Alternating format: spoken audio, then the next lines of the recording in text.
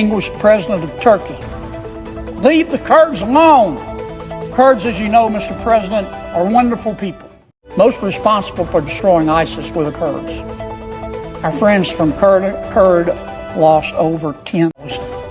Without the Kurds, ISIS would still be there. And the President of Turkey does not like the Kurds. But right now, Mr. Erdogan has troops and tanks and weapons marshaled on the border between Turkey and Syria. Kurd friends are afraid that Mr. Erdogan, because of his hatred for the Kurds, is going to attack them. The message today is President Erdogan, if you invade Syria and touch a hair on the head of the Kurds, I'm going to ask this United States Congress to do something.